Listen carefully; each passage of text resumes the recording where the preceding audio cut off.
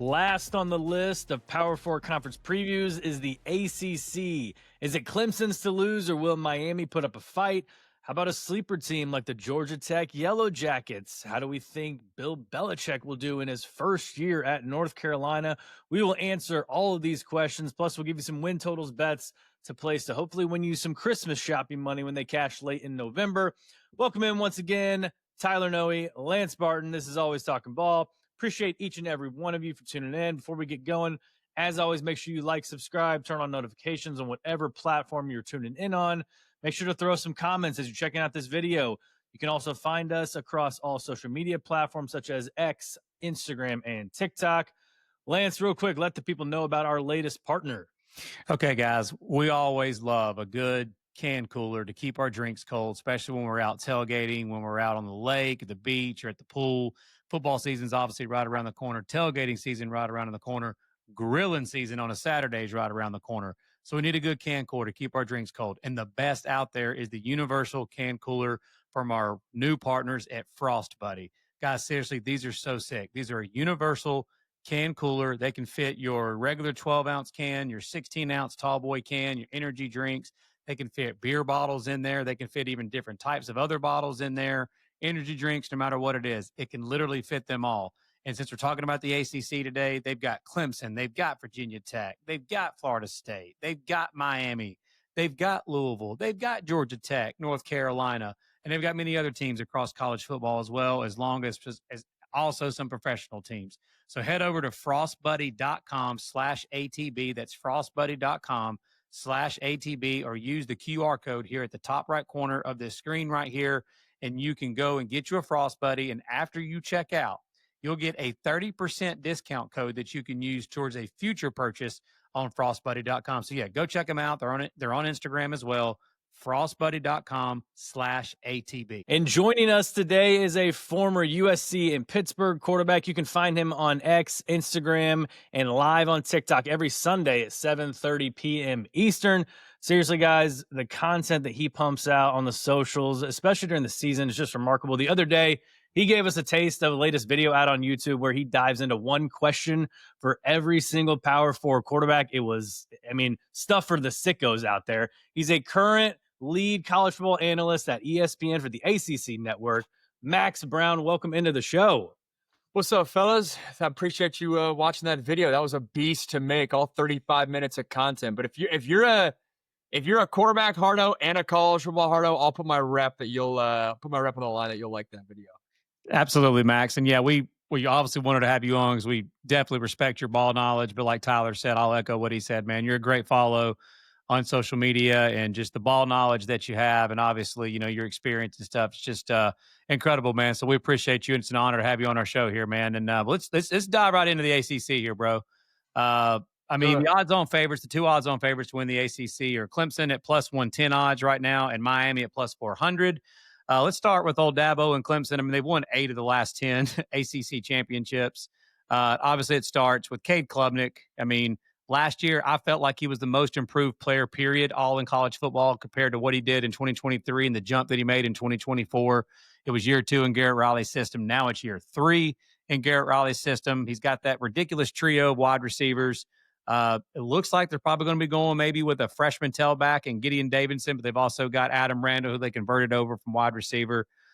Offensive line, I said this last year, Max, I thought one of the most underrated hires that maybe nationally didn't get talked about enough because it wasn't a coordinator, it wasn't a head coach, was the offensive line hire of Matt Luke.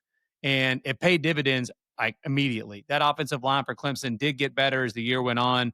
I think what they're bringing back this year, again, with Matt Luke back on the O-line, I really like what this Clemson offense going to look like. On defense, that front seven is just nasty. The defensive line, they've got multiple former 5-stars. You look at NFL mock drafts, they've got multiple guys that are obviously listed on, all these mock drafts. Bringing in Tom Allen as defensive coordinator, again, just an incredible hire. So, Max, my question for you with this Clemson team is, we obviously realize that winning the ACC is a big deal, and for Dabo and Clemson, but is this team truly a national championship contender again, like we were used to with Clemson and Dabo for many years? They are. They are. Like, this is the year Clemson's been building towards. Like, those that are just tapping in. Like, I saw Pat McAfee went on his show yesterday and was like, I forgot, Clemson's now, back in the conversation. Well, the college football sickos like us have only been hearing about Clemson the entire offseason. Like, they're not sneaking up on anybody.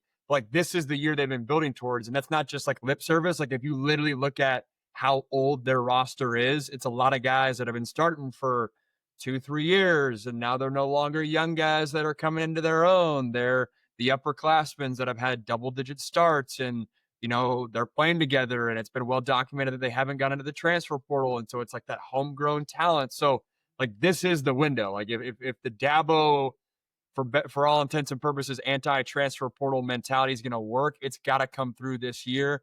You mentioned it. A lot of it comes back onto Cade Klubnik and what he can be and the big recruit that he once was. But I love their defense. Your point about the offensive line's well taken again, especially as they all become even more as that notch older. To me, I do think, and I always am hesitant of like, a lot of people are saying Drew Aller and Cade Klubnik as like, hey, they're going to be the top two guys in the NFL draft. Well, I remember, and I was never on the Carson Beck train, and you can check the content, the receipts of the content, but everyone was, or it felt like everyone was on the Carson Beck train this time last year. And now the dude's not even a top 10 returning quarterback in college football. Like people were saying this time last year, he was going to be the top overall pick. And I wonder and worry if we're anointing a guy like a Cade Klubnik or anointing a guy like a Drew Aller into that spot before they've actually shown it on the field, because Cade Klubnik is a really good college quarterback, but I do think his legs get him out of he relies on his legs a lot in money downs. So third downs, fringe red zone, when you got to score. And I think that works when you're playing against Virginia or you're playing against, I called their game last year versus the Citadel, or, he had that big scamper that allowed them to take a breakaway in that Pitt game last year that people will remember. I know this isn't an NFL conversation. This is a 2025 college football conversation, but I think he needs to take a full step from operating within the pocket as a pocket passer. He's not going to be able to lean on a veteran running back like he did last year, to your point about the true freshman getting in there. So I do think Cade has the ability and the talent to tap into another level of ceiling, but he is the best returning college quarterback on paper. But I still think he's got another step to go and can get there to be in that NFL top 5 draft pick, QB number 1 conversation. Yeah, and two, the receiving core, like really the ingredients that this Clemson team has, like those Dabo Clemson teams that was competing for championships, and they always had dudes on the perimeter, on the outside. They always had a nasty defensive line, obviously, when Brent Venables was the DC, and they were wreaking havoc in the backfield. They constantly, year after year, were like leading the country in tackles for a loss, QB pressures, all of that. And they've got all of those types of ingredients. But I agree with you. Like, I need to see Klubnik do it in the bigger games against the best competition. Again, like you made the comparison, kind of like mentioned him, Drew Aller. It's obviously the same thing with him as well. That's the jury with him at Penn State, is those bigger games. Because again, we're not talking about Clemson now just winning the ACC. We're talking about at the national championship level. And obviously the elite type teams are the ones that Clemson's going to have to beat to be able to do that. We're going to get to win totals here in a little bit. Like, I've actually heard somebody say this the other day, and it does make sense. I kind of like Clemson at plus 110 to win the ACC. I think getting them at plus money to win the ACC when they won it 8 out of the last 10 years, I actually like that more than their win total of 9.5, because they play LSU obviously right out of the gate. That's going to be a hell of a game in Death Valley. They play on the road at South Carolina at the end of the year, and in conference they play at Louisville.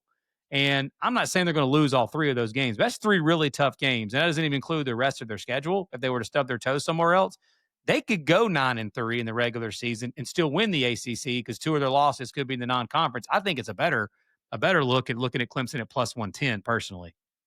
I'm with you. I mean, look no further than last year, right? They get blown out week 1. Everyone forgets about them for 2 months. And then they pop up in November like, oh, crap, these guys might have something. And then that South Carolina win helps them get over the hump. And the same thing could happen this year, like a worst case scenario. I know Clemson fans are thinking, no, we need to beat LSU week 1. And in that whole thing. But yeah, you don't get Miami, you don't get Pitt, which I think is a sneaky ACC team. Obviously, you get Georgia Tech and people like Louisville as well, and Florida State. I don't think will be as easy of an out last year. But I'm with you. I like that line. I mean, Clemson, a team. Would you have Clemson at those odds to win the conference or the field? I'd probably take Clemson even at that mark. Yeah. Especially if it's against Miami. Like Miami scares me a lot more than Clemson. I like that take. I like that take by it.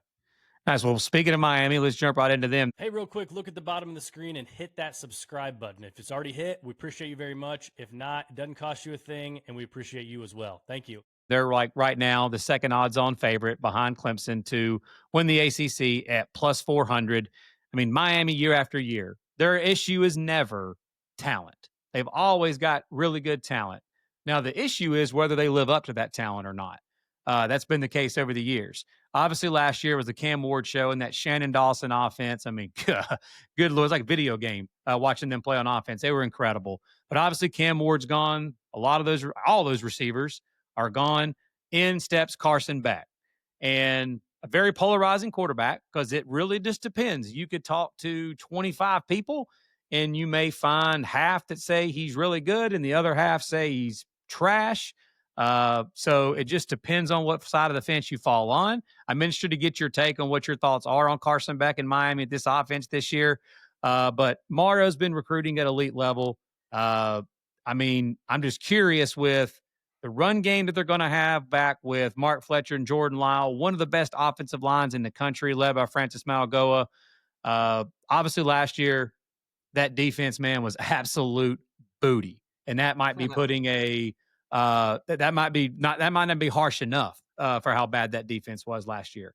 And I love the hire of Corey Heatherman, man. Like we were talking about Minnesota last year defensively throughout the year during, weekly episodes of ours. And how good that defense was. And the fact that they went out and got him from Minnesota, I thought was an incredible hire. I love their defensive line. I think they're going to be really good on both sides of the line of scrimmage. That's a great place to start to be really strong on both sides of the line of scrimmage. They went heavy in the transfer portal at the defensive back position. So the jury's out on that. They've got a lot of experience at the P4 level of the defensive backs that they brought in. But you know how that works with the transfer portal. You either hit or you don't. Just ask Florida State. So I'm just curious what your thoughts are on this Miami team. Are they a real threat to win the ACC? Are they a threat to make the college football playoff and maybe even win a couple of games in the college football playoff? And then while I'm at it, while I'm feeling good, just for the third part question, Max, what's your thoughts on Carson Beck? Yeah, a little trifecta there. Yeah. From a gambling perspective, I would stay as far away from Miami as possible because I don't know. I mean, you laid it out right there. I think it could be as good as, hey, you're winning a couple rounds in the CFP, and it could be as bad as missing a bowl game. Seriously. I mean, I don't think that's crazy talk because my biggest take here that I don't think is getting enough cred, and I haven't really followed the beat with their fall camp progression and all that. Mm-hmm. But as a guy who was a right-handed quarterback that tore my right labrum and was told that I'd be good 12 months, 15 months later, a lot easier said than done, not only from like a literal physical health of your shoulder, but the mentality that comes along with that. Yeah. Like I have very big concerns about where an elbow injury for Carson Beck that sidelined him last year after a year in which he did not live up to expectations. And I'm sure there is some doubt creeping in his mind. Like, where is he at? Not only physically, but then even if he is good physically, where's he at mentally? And then, oh, by the way, the pressure of having to replace everything that Cam Ward was last year. And people know how big of it, like how significant of an impact Cam Ward had. But I think sometimes we forget about how big those shoes are that it's going to fill. It's not just hey, we reload in the transfer portal and Miami is just going to be good. Like Cam Ward was very much driving the ship there. Unlike to the earlier point about Cade Klubnik, like Cade Klubnik's a very good quarterback, but he had some pieces around him and it was very much scheme. For Cam Ward, it was backyard football. Go win us the game. Go put up 45 points and let's do this thing. So I think those are big shoes to fill. So I have concerns there. There's no secret that Miami's got talent. They certainly should and could contend for an ACC title, but I just think the volatility of their ceiling and floor, you can make the arguments as big as really anybody in the country. Yeah, Max, Tyler put out a tweet on our page. Like every year, there's always a team that's in the AP poll originally in the top 10 that ends up unranked. Well, Tyler said, who's the team in the top 10 this year that you think ends up being unranked? It was pretty overwhelming. The amount of people that commented on it said Miami. Yeah. And I mean, I don't really know either way on that. I lean a little bit that I think that the defense being better is going to make it to where the offense necessarily doesn't have to go out and score in the 50s to try to win every game. Maybe they'll play a little bit more complimentary football, but this is why we have you on, Max. Your comments there about Beck, the fact that you actually you strapped up the chin strap, got behind center at the power level of football. That was interesting, man. I actually have to admit, that was very interesting what you had to talk about there as far as mentally where Beck is going to be at after that major injury that he had to his elbow. Totally. And to stay on that quarterback point too, like I think it's easy from a national perspective to be like, oh, the ACC sucks and Clemson's just going to roll through. The ACC is not as good as the SEC and the Big Ten. We all know that. But I do think over the past few years, this is as good of a middle group in the ACC as I think we've seen in the past couple of years. Like there's a lot of these schools that feel good about their quarterback spot. And so that's a two-edged sword. I mean, obviously, if Miami has quarterback issues, and that sticks out. But the flip side is if Miami has issues in the secondary, there's some capable quarterbacks that can get at you. I mean, even guys like I know Kyron Drones didn't light the world on fire, but I think Virginia Tech feels good about what his upside can be. I think Florida State feels optimistic about what Castellanos can be. I think Louisville loves what they have with Miller Moss right now. I think Pitt really likes where they're at with Eli Holstein. This is the best Pitt quarterback situation they've had since Kenny Pickett. And you just go down I think NC State's really excited about the upside of what CJ Bailey could be in year 2 as the starter. And Georgia Tech, they're Haynes King, proven commodity in football. That's half the conference right there. Syracuse excited about the Notre Dame transfer. It just feels like this could be a year where you have some quality offenses and quality teams. Are those teams going to make the CFP and make a national title run? No, of course not. But I think they are quality football teams that is a little bit different or a notch better than where the ACC's been the past couple of years. Yeah, and if you've got a really good trigger, man, you know as well as I do, Max. If you show up on a Saturday not ready to play and that other team's quarterback is on, kind of like in baseball, that other team's pitcher happens to be on that day, you could tote an L real quick, no doubt. Totally. All right, let's get into some win totals here. We've got a couple for you. Actually, I mean, pretty much you're talking about middle tier of ACC teams. I think pretty much every team we're going to talk about here is in that middle tier since we've already talked about the 2 odds-on favorites. I'm going to start off in Chapel Thrill with the man we mentioned at the beginning, Mr. Bill Belichick. Obviously, the storied NFL coach, multiple Super Bowl championships. The win total for the Tar Heels is set at 7.5. I'm looking at the under here. I just think the amount of off-field distractions, first of all, I mean, I don't know, I'd be so shocked if we don't see Jordan on the sideline, calling plays for the defense or something like that. To me, it's very similar to, I know there's stuff behind the scenes and everything, but very similar to Urban Meyer in Jacksonville, kind of, at least for his first season, kind of trying to implement his system. And it just, trying to talk to a college player and a professional player is a little different. I know nowadays, I mean, these guys are getting paid, so they're a little more on the professional side anyways, but I just think Belichick and the Patriot way, is it going to turn into the Tar Heel way? They're rebuilding pretty much every position on the offensive side of the ball. Is it going to be Gio Lopez? Is it going to be Max Johnson? I mean, they brought in Gio Lopez from South Alabama. He looks like he might have the edge, but, Johnson's got the seniority there. They lost Howard Sampson in the portal to Texas Tech. They lost first team All-ACC guard Willie Lampkin to graduation. So rebuilding that offensive line. Bo Atkinson goes off in the transfer portal on the defensive line to Ohio State. Amari Campbell to Penn State. So these are guys that are going to CFP contenders and Big Ten contenders that they're losing off of this defense. They were just 6-6 last year. But I feel like you're paying a heavy tax and you're paying the Bill Belichick tax. And that's why they got it set at 7.5. I think people just automatically assume this guy's going to come in because he's in the ACC and the national perception of the ACC, like you said, is kind of like, it's just a down conference. He can come in, he can run it. He ran the AFC East for years. Like, what's the big deal? But I think working against me, they have the easiest schedule in the conference, and they have the 5th easiest overall schedule in the Power 4, according to Kelly Ford. So I think even with that, K Ford has them underdogs in 5 games. Obviously, they got at Charlotte versus Richmond, Stanford at home. They all seem like wins. They got 2 Friday night games that are going to be tough. They got to go to Cal on a Friday night. They get Syracuse at home with Angeli, like you mentioned, on a Friday night.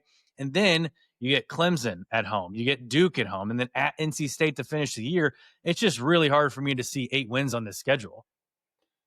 I'm with you. I mean, like you mentioned, the 2 things that stick out to me is super easy schedule. So that's 7.5 is most people's 8.5 probably. So that gives me the biggest concern, where there's really no one on this schedule outside of Clemson that really scares me. And honestly, this week 1 matchup versus TCU, like that could very much set the tone for whether or not they cover, because TCU's middle of the pack, Big 12 team, capable quarterback, capable offense. Like if the defense shows out, I might be like, okay, North Carolina's something. But I agree with you. I'll go the under as well.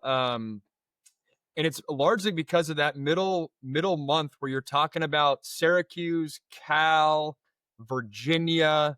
Like those are teams, Virginia, like if they don't win that game, that staff might get fired. Like that might not be an exaggeration. Syracuse, I believe in what Fran Brown's doing. I do think they'll take a slight step back because I think Kyle McCord was critical for them last year.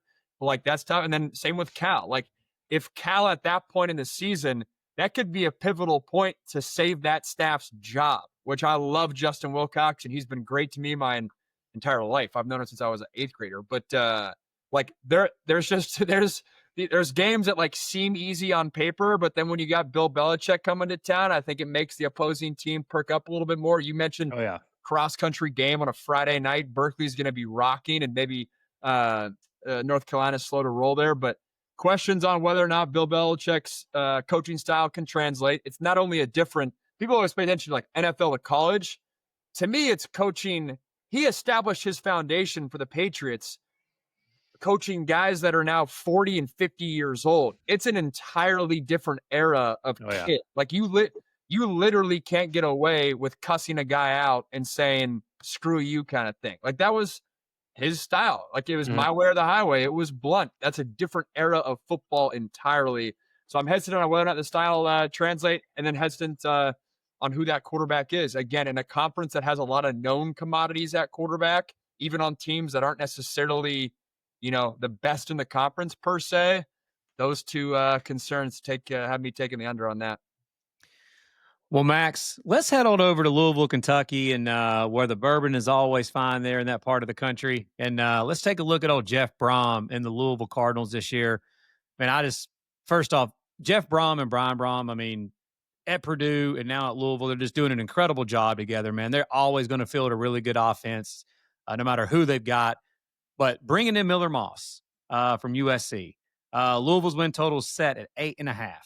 Bringing in Miller Moss from USC, Moss last year, I think, kind of got used a little bit almost as maybe as you can probably elaborate more on this, Max, obviously with your history there with USC.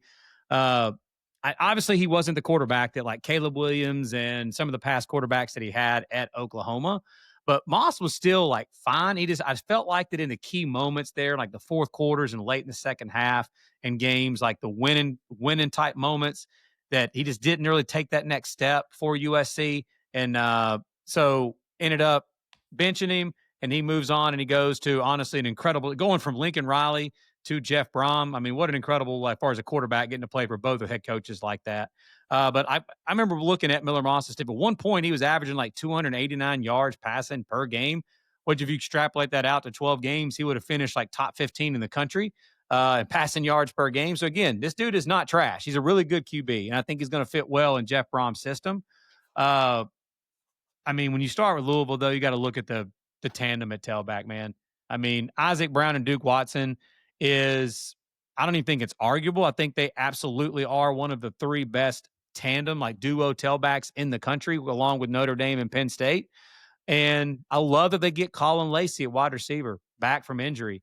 I mean, he was a guy last year that was coming out of South Alabama that had over 1,000 yards receiving. Everybody in the country wanted him. He goes to Louisville. They bring back Chris Bell now, But Colin Lacey got injured last year when you didn't get to see him much last year. He's back. He's healthy to pair along with Chris Bell. And defensively last year, Louisville was not very good. But Ron English, is the defensive coordinator, has been doing this for a long time. You got to think he's going to be able to get this at least somewhat right this year. If not, I don't feel good about this 8.5 at all. But I love Louisville over 8.5 because I believe in Jeff Browne. I believe in this offense.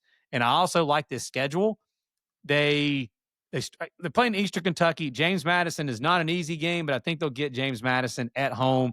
They get their bye week, play Bowling Green. I think they're going to start out 3-0. And then they got a game that I think is going to be underrated in the ACC that won't get like a ton of pub, and that is at Pitt. That Cade Bell offense and Eli Holstein and Pitt and this Louisville offense going up against each other, man, there could be a lot of points scored in that game. But in that game being at Pitt, a little bit of a tough spot there, but I think they get that. I think they get Virginia. I think they start 5-0, and then they get their bye week. And I think that this game right here for the team that we just talked about a minute ago in Miami and with this Louisville team, I think this is a huge inflection point for both of those teams in this season to be what they're going to be going forward in the ACC this year. Who's going to be one of those teams that's going to be sitting there challenging Clemson for the ACC? I think the winner of that game in Miami Gardens between Louisville and Miami could possibly decide that. I like that they get Boston College at home. At Virginia Tech, they get Cal at home. They get Clemson at home at SMU. I personally have Louisville going 10-2 this year. I've got Louisville going 10-2, but so I'm looking at that. I'm thinking maybe if they go 9-3, that still gets you over that 8.5. So what's your thoughts on Miller Moss and the marriage that he could have with Jeff Browne and Brian Browne at Louisville coming from USC? I'm excited for him. It's funny. I literally saw him at the grocery store right down the street. His mom has a condo near where I live. When he hopped in the transfer portal in December, I saw him at the literally at the grocery store. I was like, "Yo, where are you thinking of going?" And he was like, "Yeah, it might have been Missouri, maybe Louisville." At the time, I wasn't even thinking Tyler Shuck. Obviously, Shuck got a lot of offseason, and Browne got a lot of offseason pub with the NFL draft. But in my mind, I was like, bro, like Louisville? Like, wait, what? Like, I feel like, there's other teams that could be in the quarterback market. But then sure enough, Tyler Shuck, second round pick, kind of out of nowhere, even for a guy that covered the conference every single week. Like, we weren't really talking about Tyler Shuck. We were talking about Cam Ward and Kyle McCord and those types of guys, Kevin Jennings and all that. And so now it makes sense. Like what Brahm's done, from multiple angles at every different stop, it's very much like he's a quarterback whisperer. And I think Miller Moss is a good college quarterback. There's a reason that Louisville went out and got him amongst some of the other transfer quarterbacks out there. I thought Miller fell into a little bit of a trap of when I saw those interceptions last year, I saw a quarterback that was pressy, a quarterback that had to fill the shoes of a Caleb Williams, a quarterback that you look at USC's fourth quarter struggles a year ago. They lost, 6 games, I believe it was. They were leading in all 6. Like the statistical outlier of what that stat was for USC was crazy. Like that doesn't happen to teams. Like Max, they lost 5 of those games by an average margin of 3.8 points per game. Crazy. Exactly. Like I get it. USC fans are going to blame bad coaching. Yes, it was not great coaching, and I'll get into that. But it was also just an obscure stat of felt like a negative snowball that Miller couldn't get out from under and the team couldn't get out from under. So there was pressing because of that and the turnovers. And I also think Lincoln Riley struggled play calling in some of those moments where you're up 1 score, there are 8 minutes left. Can you trust the run game and protect your team and protect your quarterback? I think, separate from Miller Moss, it wouldn't surprise me if he makes a lot of adjustments going into this season to help his quarterback and grow from that. Because it always felt like the play calls, they were trying to hit home run shots and kind of reinvent the wheel when, hey, just trust Woody Marks in the backfield and kind of lean on that run game. And the point I bring up in this conversation is a lot of that negative, pub fell on Miller's shoulders. And so USC fans the guy sucks. Well, no, the guy can play. I just felt like a lot of factors externally worked against him there. But look, turn on that week 1 LSU film from last year and Miller's first start. And he's dicing them up. I remember reading articles that he might be a top 5 NFL draft quarterback in this past year after that LSU game. So I think the kid's got talent. I do like Louisville, but I like some of the other teams in the ACC. So from a betting line standpoint, 8.5, big picture, I'd stay away from it. Because I'm right on the fence. Your point about, I love Pitt. I think this is the best Pitt team we've seen on paper since the ACC championship team. I think it's the best defensive line they've had coming back since that time. Holstein coming back. Obviously, they were 7-1 with him and then before he got hurt. So Pitt's a sneaky team for me. Again, this might be the byproduct of a guy who had, 2 head coaches fired midseason. But I always look at this.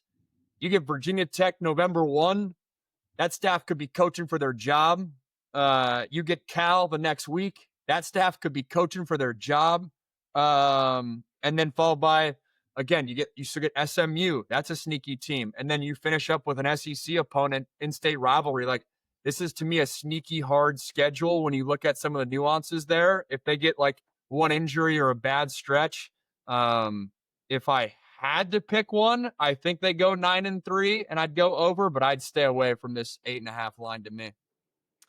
I'm going to stay on Tobacco Road, just 8 miles down the road in Durham. Talk about the Duke Blue Devils and Manny Diaz. Line is set at 6.5 right now for their win total. And again, this is a team that won 9 games last season. I know 6 of them were by 1 score, and they lost that heartbreaker to SMU, which I don't know the statistic, but losing a game when you win the turnover battle by 6 has got to be very rare. But I'm backing Manny Diaz and the boys again. 6.5 wins. I'm going over. I think, and I'm sure everybody's in agreement, Darian Mensah is an upgrade over Malik Murphy. Yep. It just, the way he played last year at Tulane, like, I think, no offense to Malik Murphy, I think the Blue Devils won a lot of games in spite of him. And that defense was really rock solid with Diaz. Running back to get Jacquez Moore back. They were not good on the offensive line last season, but they do return for those guys. And like you were talking about at the beginning, they get another year of experience, they get another notch of experience. And they also get that second-year coordinator and head coach boost. So defense last year, though, they finished number 3 in negative play rate, which, basically measures sacks and tackles for loss. Their secondary is legit. I love the fact they've got Chandler Rivers back there, who was Duke's first AP All-American since 2015. Terry Moore's also back. I love the fact they got the 3rd easiest schedule in the conference. Big swing game for me is that week 2 game against Illinois. And Illinois is a team everyone is hyping up in their number 12 preseason AP ranking. They got to go on the road to Duke. And that's going to be a tough game for the Illini. And Duke's going to be ready for that game. And then if you get that game and you upset a top 12 team, then in the following week, you got to go to Tulane. And basically it's a revenge game. Mensah just transferred from Tulane. I don't know how they got that game scheduled and how they worked that out. That's the college football gods, like, giving us a godsend there of a matchup. But if they split those 2 games, they get NC State, they get UVA, they get Wake all at home. You win those, you get that's 5 wins right there. You got at UConn, and then either winning at Syracuse or at Cal. Again, though, the coaching for their jobs, I get that, but that gets you to 7 wins and over the 6.5. I like that take. I like that point about Illinois week 2. That feels like a potential upset pocket to pick, especially if Mensah shows out week 1 and they blow out Elon. But it's funny, like, looking at all the 3 teams we've walked down. I mean, it could come down to like Cal, Syracuse, and Virginia. They all 3 teams play each other. Like, who can not get snake bit by those 3 teams? Because reality is one of them probably will. So you have to go clean.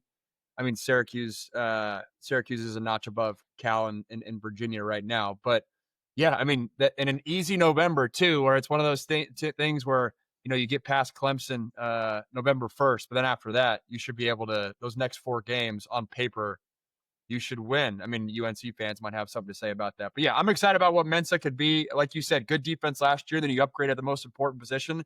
I was kind of impressed that they were able to get Mensah. I mean, I thought this was a relatively weak portal quarterback class, and to get one of the better guys, I thought was a good get for Duke. But they got him within like 3 days, right? Yeah. So what was the win total at? What did we have? 6.5. 6.5. I like the over. Let's hammer the over. All right, Max. Let's do the old stock trick here, and let's buy low. We're going to buy real low here, Max. We're going to take a team here that in the transfer portal era, they are the best study. They may have a 30 for 30 one day or some Netflix documentary on this, to go from the 2023 Florida State Seminole team to the 2024 Florida State Seminole team. And I'm going to be betting on the fact here that was an admiration last year, that Mike Norvell has not forgotten how to coach. And I'm going to take Florida State over 6.5. I'm going to buy low to the old stock trick here. I'm getting the Seminoles of Florida State and Mike Norvell at 6.5. I'm going to take the over here. So first off, Thomas Castellanos, I think, is a perfect fit for the Gus Malzahn offense. A dual threat type quarterback.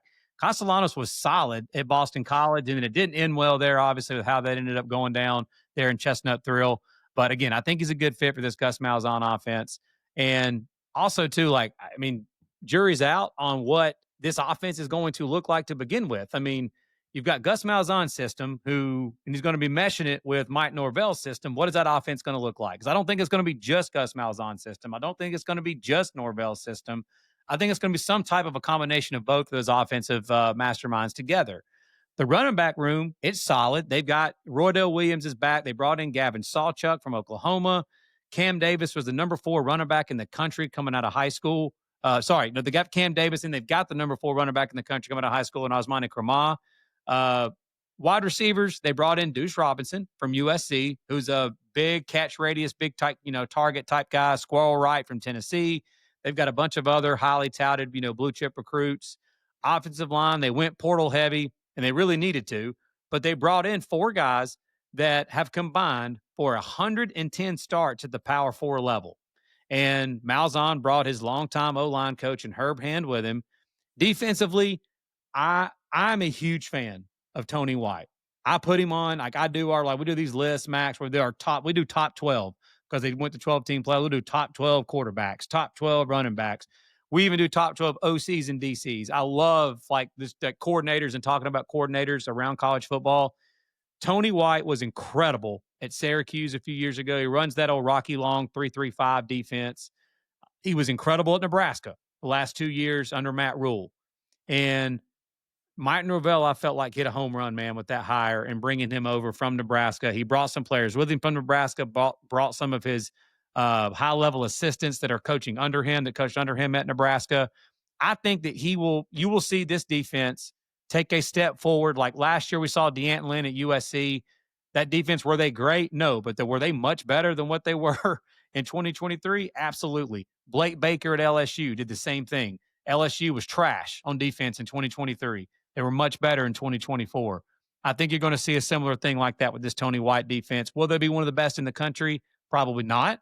But will they be much improved and much better and be able to compete at a high level in the ACC? I think they will. So you're giving me Florida State at 6.5. I'm sorry, man. I'm just going to have to take a shot at that. I think this Seminoles team's going 8-4 this year.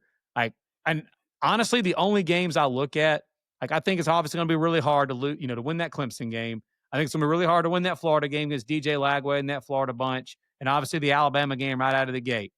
But I'm not sitting here today and saying that they can't beat Miami at home in Tallahassee. I'm not saying that. But let's just say they do. That's 4 losses. I think they can win the rest of the games on their schedule and go 8-4. But again, let's just say they lose somewhere else. Like you mentioned, somebody gets trapped and lose to Chandler Morris in Virginia on the road in Charlottesville or something. That's still 7-5 and gets you over that 6.5. But again, I've got this Florida State team going 8-4, so I'll take the 6.5. This is a regular season line too, right? Not bowl game. This is another good line. Obviously, Vegas knows what they're doing. Yeah. I look at the schedule. It's a tough schedule. I mean, you mentioned it. Just for conversation purposes, let's say they lose Alabama, Miami, Clemson, and Florida right off the gate. That's 4 losses. If they pick up one of those, then I'm taking the over. But I don't think they do, at least on paper right now. Let's say they get the early season matchups: East Texas, A&M, Kent State, and Virginia. That gets them to 3 wins. On paper, I'm taking Pitt over them. Stanford's a 4th win. Wake Forest is a 5th win. Again, I'm not saying they're getting Clemson. I'll say they get Virginia Tech as a 6th win. So then it really comes down in my book to NC State. Do you like NC State better or do you like Florida State better? And right now I like NC State better. So I'm going the under there. But I'm right with you in terms of this could very well be a Florida State team that you get up and it's 8-4 and the ACC got used to kind of writing them off. And then, all right, the Seminoles woke up. I thought Deuce Robinson for USC, he was a stud. He just happened to be kind of the 3rd option for USC. There's no reason he can't be a beast. But Thomas Castellanos, I called the game in which Boston College benched him. And I remember sitting there in the booth being like, I can't think of a worse offense for Thomas Castellanos to be in than Boston College. And then the flip side is I can't think of a better offense for Thomas Castellanos to be in than a Gus Malzahn, insert Nick Marshall from Auburn 9 years ago. Like, there's no reason Castellanos can't be that. And he's probably quicker than Nick Marshall. He's maybe not as sturdy, but like, this is the perfect offense for Castellanos. And remember Boston College was like ranked in September last year, and they snuck up and then they beat Missouri or something like that. Like, Castellanos was operating. He was a good quarterback. It was like mini Kyler Murray there. So this dude can play. It would not surprise me if the 8-4 happens, but I just think this schedule's tough enough where they got a lot to get through there that it really comes down to that NC State. That's the crutch point for me, and I don't think they get over them and CJ Bailey, so I'm going under. Max, real quick for my guy Lance here, just off the cuff, give us your thoughts on that first week, Alabama at Florida State, because he's one of the few Alabama guys that is actually pretty nervous for that game. He thinks it's going to be closer than the experts think. Let me elaborate on that really quick, Max. So I'm a Bama grad, grew up there and whatnot. So this may be just a fan of me coming out, but I think Florida State week 1 will be one of the toughest teams to prepare for because of, again, transfer portal and then all the new coaching hires. And I don't think anybody knows what the heck that Florida State's going to be doing offensively. Again, you played the game at a high level, at the Power 4 level. Like, from the fan in me, am I looking too much into the fact of, like, they're hard to prepare for when they actually step between the lines and the game gets kicked off? Like, a lot of that stuff goes out the window. You can make in-game adjustments to what they're doing, and then the talent and just one team's got these Jimmies and Joes and the other doesn't? Or is it warranted that I am worried about it? I'm not worried that I think Florida State's going to win the game, but I do think that the Noles give Alabama a tough game in Tallahassee because I think they're going to be tough to prepare for, but maybe I don't know what the heck I'm talking about. And that's just, that there's nothing much to do about that. What's your thoughts? No, it's warranted for sure. I mean, I saw that line. I believe it's Bama favored 13. I was like, that might be a good one to hit. I still think Bama will win, but that's 2 scores. Bama's breaking in a new quarterback. If it takes them 2 quarters to get rolling, that's one of those things. But to me, more so than the transfer portal, it's the coaching hires or the coaching changes for Florida State that would give me the most nerves.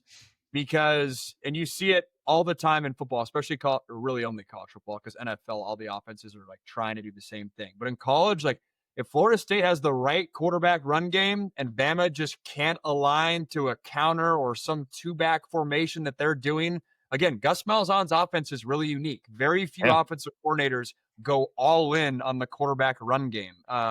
You saw it last year with KJ Jefferson at UCF for him. So, like, that could be a tough if they come in with just the right run scheme and the right formation that then's given Alabama fits. That could happen. And then you mentioned the Rocky Long disciple defensive coordinator wise.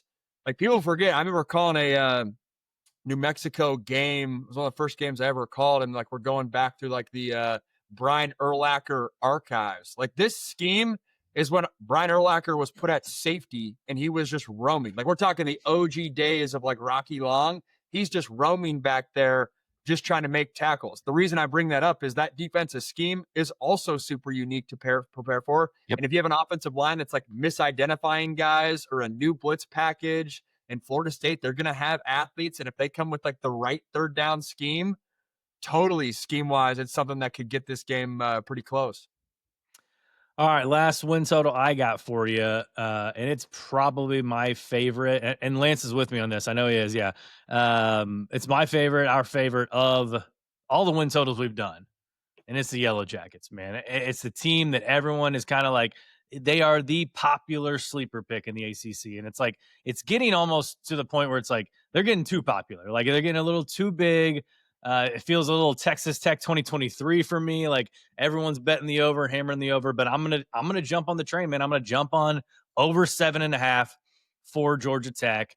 In 2023, there were 36 coordinators hired who stayed through the 2024 season. Comparing their 2-year sample to the 2 years prior to their arrival, Buster Faulkner had the second largest boost of them all to his offense. He was 26th of 68 Power 4, up from 56th in 2021, 2022. Haynes King's elusiveness out of the backfield contribute to the offensive line being number 3 in sacks allowed. Obviously, I think it's a good offensive line regardless, but it doesn't hurt having Haynes King back there along with Jamal Haynes. I know they lost Eric Singleton, but bringing in a guy like Eric Rivers to backfill that position was a savvy move by Brent Key. They lose 4 guys, but again, Brent Key gets the benefit of the doubt here. Like he's an offensive line guru. That's where he made his money. Schedule's much easier than last season. If you remember, they had Notre Dame on that schedule in the non-conference. It's still the 6th toughest in the conference, but you open at Colorado again. I think that's another swing game, but like it's not like a Duke Illinois game for me. Like I think I expect Georgia Tech to go into Boulder. They're breaking in a new quarterback in either Caden Salter or Juju Lewis. And obviously they don't have Travis Hunter, the Heisman Trophy winner there. And distractions always abound in Colorado. I think Georgia Tech wins that game. They get Gardner Webb. They get Temple at home. That's 3. Syracuse and Pitt. I know you're high on Pitt, but like going to Atlanta and going to Bobby Dodd, like that should be W's in my mind for a team like Georgia Tech. Kelly Ford has them favored for 9 games. I know 6 of them are within 1 score, but to me, the bigger thing is I don't see like a game on their schedule that is like a guaranteed like loss. Like you'll see them play Clemson at home, but like, can they beat Clemson at home? Heck yeah. Can they win in Atlanta against Georgia, a team they went to Sanford last year and took to 8 or 9 overtimes? Heck yeah, they can. So personally, I could see them going 10-2, and I could see them winning the regular season ACC crown and playing a team like Clemson for that ACC championship game. I'm on board with why people are buying in. What jumps out of the schedule is just like the month of October, which is the reason it jumps out is there's nothing flashy about it. You have Virginia Tech, Duke, and Syracuse. That's it. But like to get to that 8-4 mark, you can't stub your toe, assuming that I'm saying on paper right away, Clemson and Georgia are 2 losses right away. So to get the over, you can only have 4. You guys know I'm high on Pitt, but like that stretch right there of Virginia Tech, Duke, Syracuse, and like that NC State. You're really betting on, for me, it's like Haynes King, the expert and the experience there and the physicality there. But I'm a believer in Georgia Tech, man. I was the first time I was on campus last year, and one thing I think people underappreciate with Georgia Tech, and this is more of like a big picture program thing, but somewhat to the transfer portal for guys when they're looking at their next stop is the ability to go home or go to a comfortable spot or a comfortable place. Everyone talks about Texas, Florida, and California in recruiting. Well, what's the number 4 state? It's Georgia. Yeah. I think Georgia Tech is uniquely positioned to always be right there in the portal conversation and always get some of these bounce back Georgia homegrown guys that like want to be close to home. Okay, I tried the Alabama or I tried the Texas thing or whatever it is. I'm bullish on the program in general, and Brent Key's got those boys dialed. I know what I'm getting with Haynes King. I go 8-4 just by a sliver hitting that over. But yeah, I like the Yellow Jackets, and I mean, big picture in the conference. If you said, hey, you can have Miami to make the ACC title game or Georgia Tech, Louisville, and Pitt, I don't know if this is a hot take at all. Maybe I'm getting myself too much credit with those 3 teams. I'm taking the other 3 over Miami all day long. Maybe even 2. Maybe give me I don't know. In my brain, I view Georgia Tech, Louisville, and Pitt in one bucket. So it's hard to split who would be the second team there. But I like those 3 teams to really press in November for an ACC title berth. Yeah, and 2, Max, like this Georgia Tech coaching staff is one of the best in the ACC. The fact that Brent Key was able to keep Buster Faulkner and they gave him an extension, they've got Chris Weinke back again as their quarterback coach, and they brought in defensive backs coach from Texas who's been coaching under old Coach K there at Texas, and Blake Gideon. You mentioned the recruiting part.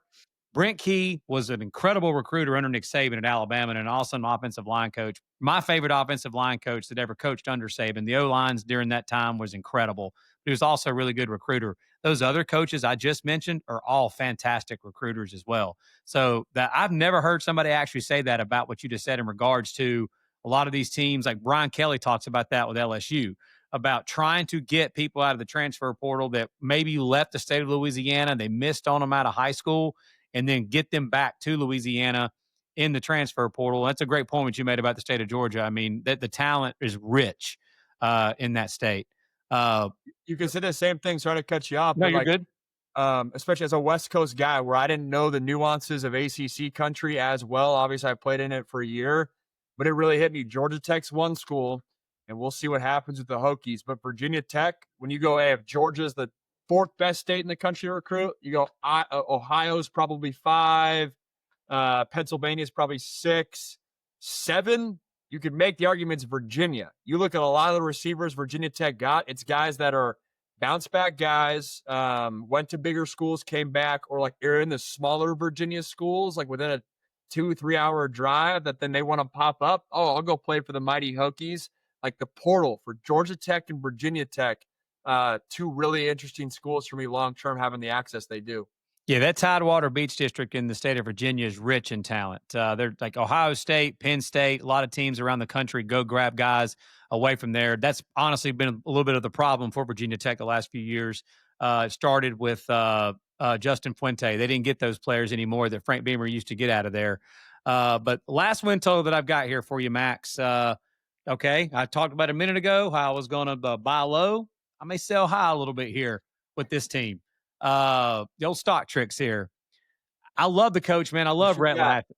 Yeah, I love Rhett Lashley. I love the ponies. But man, I'm trying to be right here on some win totals. So SMU, I'm going SMU under 8.5. That's their win total on the year. And I'm going under. They had 17 players last year that made all ACC teams, like the first, second, and third teams. 11 of them are gone. The Ponies ranked 15th in the ACC in defensive returning production. I know the offense last year with Kevin Jennings and what they were doing offensively got a lot of publicity, but dude, that defense down the stretch last year was nasty and was one of the reasons why SMU was able to compete at the high level of the ACC and ended up being a college football playoff team. But they lost their 1,300-yard rusher and Brashard Smith, along with a couple of other guys that ended up transferring out. I love Kevin Jennings, and I love his playmaking ability. He scares me to death with this win total of 8.5 because he could end up taking another step forward and just blow up this win total in a hurry with his overall playmaking ability and his dual threat ability. But I'm looking at the schedule for SMU, and I'm trying to figure out, like, is SMU going to have the year that they had last year and then go win 9 or 10 games again this year? They get Baylor in the non-conference. Tyler and I both are high on Baylor. They won their last 6 games last year, averaging 42 points per game down the stretch, and they bring back a ton of production for that Baylor team. They get Baylor week 2. They have to play at TCU in the Iron Skillet game and in a rivalry game. So that's 2 really tough non-conference games against 2 really good Big 12 teams that Tyler and I are both high on this year. They're at Clemson. They have to play Miami. They have to play Louisville. They go in November on the road to Chestnut Thrill and play old Billy O'Brien and the Boston College bunch there in November. And usually Boston College ends up getting upset somebody there in Chestnut Thrill. But they don't have the benefit this year of the little bit weaker of the in-conference schedule. I think last year they somehow escaped a win at Duke while having 6 turnovers.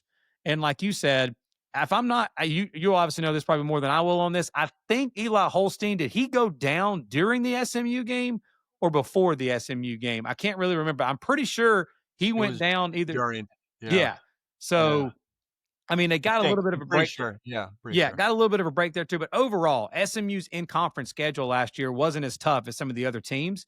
And this year, they don't get a break. They have to play Louisville. They have to play Miami. They have to play Clemson. They've got those games that we talked about in the non-conference. And then, again, interesting game too. What if SMU is sitting there? They're out of the ACC conference race. They can't compete for an ACC championship. They're out of the college football playoff picture. And then your last regular season game of the year, you get to go play in front of about 15 people at Cal, who's also probably – and they're sitting there just starving for a win. Just the scheduling dynamics. I think I've got SMU going 8-4 this year, possibly 7-5. So I'm going to take the under 8.5 on the Ponies. Gosh, it's a good argument you got there. This schedule is full of just landmines. I Yeah. mean, you mentioned the Cal one right there. I mean, like you said, you got the stronger portion of the conference with Pitt, Louisville, Miami, Clemson, Syracuse. Like there's not the Baylor out of conference. So the schedule concerns me. But you said it's 8.5's the line. Yeah, 8.5 to 8.5. Losses. I would definitely stay away from this, but if I had to go, I'm going over, and I'm going for two reasons. I believe in Rhett Lashley. I think Rhett Lashley is a top 10 head coach in college football. You can maybe even make an argument he might be top 5. And if he has a good year this year, the whole Southeastern Conference might be calling if they already have it. And then Kevin Jennings. I'm a big believer in what Kevin Jennings is. I mean, ACC folks know, SMU folks know, but this time last year, he was the backup. Like they were still battling out, trying to name a starter. I actually called the Iron Skillet game last year when they named him the starter. And it was one of those things where like, he very much took a man's job. Like people loved the starter there and he came in there and did his thing. If there's a quarterback in the country that no one's talking about from a first-round NFL grade right now, which happens all the time, that then has a huge development in this upcoming year, Kevin Jennings to me is that guy. Like it would not surprise me if he's in those early draft round conversations. Definitely maybe 2 more years because he's got some eligibility, but even next year because to have a whole off season as the dude, you know, you have that confidence. You're no longer underclassman, you're an upperclassman kind of thing. Like I think he can be special. The average college football fan, not saying this is you guys, just only looks at that Penn State game and is like, he's nothing special. Whereas freezing cold and SMU was probably outmanned in that game anyway. So I believe in their head coach. I believe in their signal caller. I think SMU is here to stay. Intrigued to see what those next weapons are for the Mustangs. But a guy like Brashard Smith last year, like his transfer portal story is fascinating where he opted in the portal as a receiver. SMU almost didn't even offer them a scholarship, but he's like, you know what? You want to come over and play a little running back? Like we can make moves with you and see if you can do something special. Good thing he signed up to play for Rhett Lashley. I think Rhett Lashley's offensive mind is he'll find the next Brashard Smith, in my opinion. I think if I had to go, again, I'd stay away from this, but if I had to go, I'd go 9-3 for SMU, and they're right in the hunt in November for conference title berth. Max, we're going to give you the last word, man. I know you talked about Pitt a lot, but sleepers, dark horses, ACC championship game picks, any other win totals that maybe stick out at you? Yeah, man, I love Pitt. It's a homer take for sure, but I just think there's a reason they went 7-1 last year. Holstein's a good quarterback. Everything you read is that his just personality and moxie and confidence has taken a big step. Just take the football side out of it, just as like a development as a human being this offseason.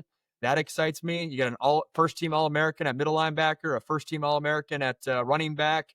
Sounds like they have a deeper receiver room. I'm intrigued to see who their receiver one ends up being, but that Pitt team on a defense that statistically, you know, they're always going to be top just because of Pat Narduzzi's scheme and tackles for loss and sack, but they have a better defensive line per their defensive coordinator that they've had in the past few years. So Pitt's a team that's attractive to me. I was huge on Kyle McCord last year. I thought his impact, like it was easy to be like, he's a game manager at Ohio State. Like, is he really that good? I thought he was special at Syracuse. It wouldn't surprise me if the Orange take a slight step back. Even though Fran Browne, I think his energy is what they need. Man, Kyle McCord drove the car for not only that offense, but that team. So that's an interesting one for me. And we touched on other ones. I mean, again, some of these staffs where it's never a fun topic, but there's a handful of staffs that could be coaching for their job. When that's the case, you know, what kind of edge, for better or for worse? I was part of a 2013 USC team that fired Lane Kiffin mid-year. You know, that had been an energy on the backside when Ed Orgeron was our coach. At another team, we fired Steve Sarkisian mid-year. Another energy influx to the team. It can go one of two different ways, but it's there's some teams in here that could be right on the fence there that then if you catch their opponent sleepwalking, that could be a recipe for an upset at some point this season. Man, can't thank you enough. This has been a blast. Thank you for coming on. Let the people know where they can find you once again. Maybe give us a little sneak peek of your schedule. Like, where are we going to see you and the crew, you know, during the first couple weeks of the season this year?